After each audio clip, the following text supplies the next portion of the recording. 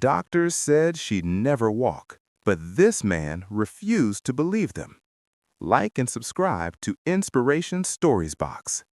They said Emily would never walk again. At just 6 years old, she sat silently in her wheelchair, her small hands folded in her lap, while doctors spoke over her like she wasn't there. Expensive machines beeped softly. Specialists with framed awards on the walls shook their heads.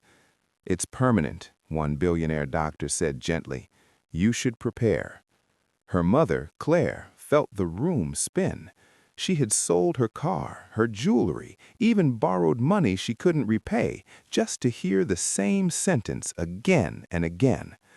Across the room stood Noah, a quiet, single father with worn shoes and calloused hands. Noah worked nights as a maintenance worker.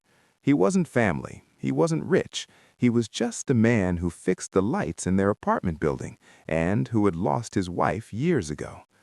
Emily had smiled at him once and said, "You remind me of my dad."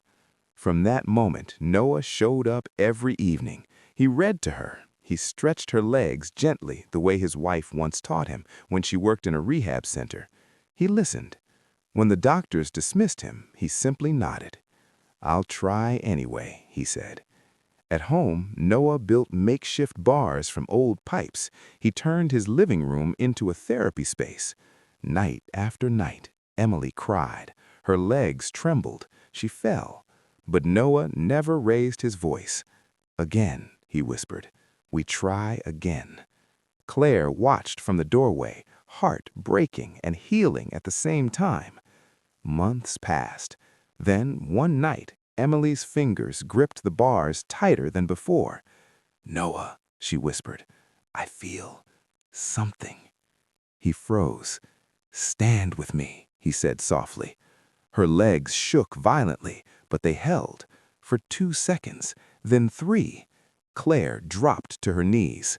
Something impossible had just begun. The next morning, Claire rushed Emily to the hospital. The same doctor stared in disbelief as Emily stood, unsteady but upright, holding on to her mother's hands. "This shouldn't be possible," one whispered. But it was. Weeks later, Emily took her first steps without support. The hospital invited Noah back. "Where did you learn this?" the lead doctor asked. Noah smiled sadly. "My wife couldn't walk after an accident. Doctors gave up on her too. I refused." Emily ran into Noah's arms. "You fixed me," she cried. "No," he said gently. "You believed." Claire collapsed, sobbing, not from sadness, but from gratitude. That day, Noah was offered money, fame, a position. He refused it all.